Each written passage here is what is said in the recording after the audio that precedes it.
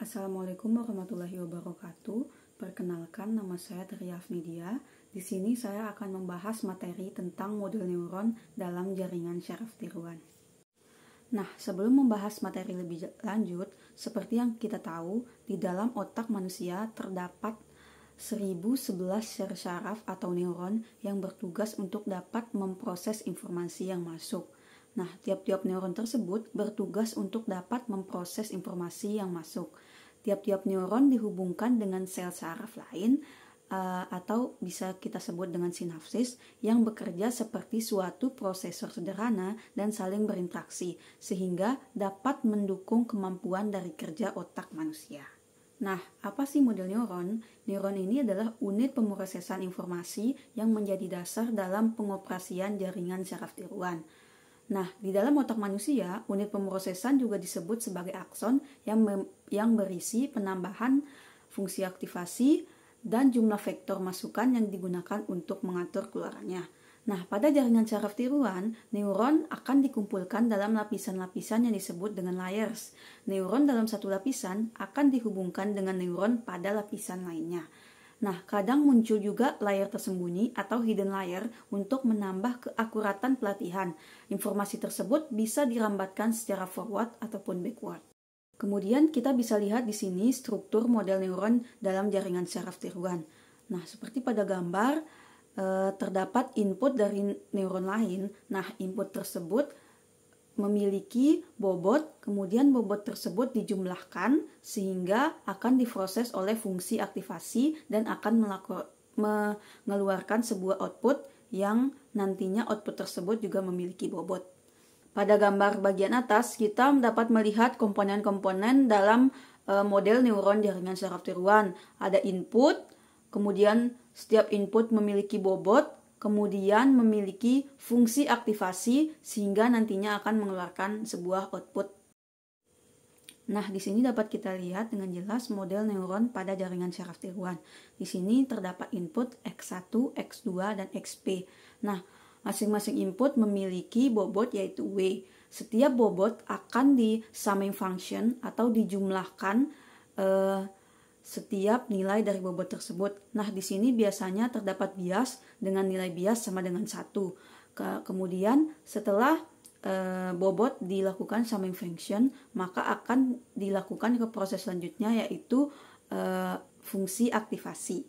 Di mana setelah melakukan fungsi aktivasi akan terdapat keluaran atau output yaitu Y. Nah, kemudian kita masuk ke arsitektur model jaringan syaraf tiruan. Pada jaringan syaraf tiruan, neuron-neuron akan dikumpulkan dalam lapisan-lapisan atau layers yang disebut dengan lapisan neuron atau neuron layers. Neuron-neuron pada suatu lapisan akan dihubungkan dengan lapisan-lapisan sebelumnya atau sesudahnya. Nah, informasi yang diberikan pada jaringan syaraf akan dirabatkan lapisan ke lapisan, mulai dari lapisan input sampai ke lapisan output melalui lapisan tersembunyi atau yang kita sebut dengan hidden layers. Arsitektur model jaringan syaraf tiruan itu sendiri memiliki 3 model. Yang pertama adalah single layer. Model single layer ini hanya memiliki satu lapisan dengan bobot-bobot terhubung. Model single layer langsung menerima input dan mengelolanya menjadi output tanpa menggunakan hidden layer atau layer tersembunyi di dalamnya. Nah, seperti yang dapat kita lihat pada gambar, lapisan input langsung dihubungkan kepada lapisan output, di mana setiap lapisan input memiliki nilai atau bobot masing-masing. Nah, kemudian model yang kedua adalah model multilayer. Multilayer ini memiliki satu atau lebih lapisan yang terletak di antara lapisan input dan lapisan output. Ada lapisan bobot yang terletak antara dua lapisan yang bersebelahan. Nah, jaringan dengan banyak lapisan ini atau multilayer ini dapat menyelesaikan permasalahan yang lebih sulit daripada single layer, tapi tentu saja dengan pembelajaran yang lebih rumit. Pada gambar kita bisa lihat lapisan input dihubungkan kepada lapisan tersembunyi atau hidden layer. Kemudian dari lapisan tersembunyi akan dihubungkan kepada lapisan output. Model yang ketiga adalah competitive layer atau recurrent, di mana sekumpulan neuron bersaing untuk mendapatkan hak menjadi aktif. Umumnya, hubungan antar neuron pada lapisan kompetitif ini tidak diperhatikan pada diagram arsitektur. Nah, model kompetitif layar dapat kita lihat pada gambar.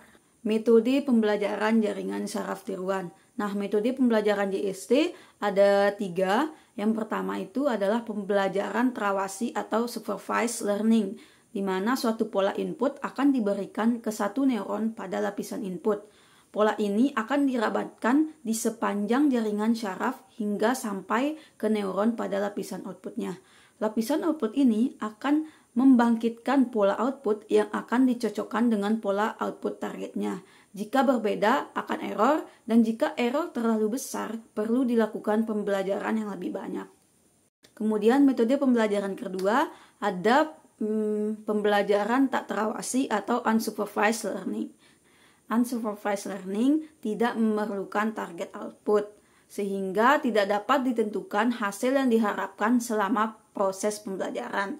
Nilai bobot disusun dalam suatu range tertentu tergantung nilai input yang akan diberikan. Nah, tujuan unsupervised learning ini untuk mengelompokkan unit yang hampir sama dalam suatu area tertentu. Kemudian, yang ketiga adalah pembelajaran hybrid.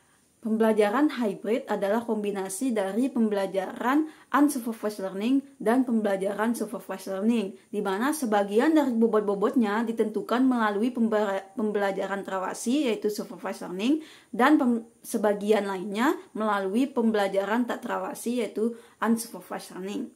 Kemudian pengelompokan jaringan syaraf tiruan berdasarkan modelnya. Yang pertama adalah jaringan syaraf tiruan feed forward. Nah, feed forward ini tidak mempunyai loop atau tidak mempunyai perulangan. Contohnya single layer, multi layer, atau radial basic function. Nah, kemudian yang kedua ada jaringan syaraf tiruan feed backward atau recurrent, di mana feed backward ini memiliki loop atau perulangan, di mana lapisan output akan memberi input lagi bagi lapisan input. Contohnya ada competitive network, Kohonen, Hopfield, atau ART.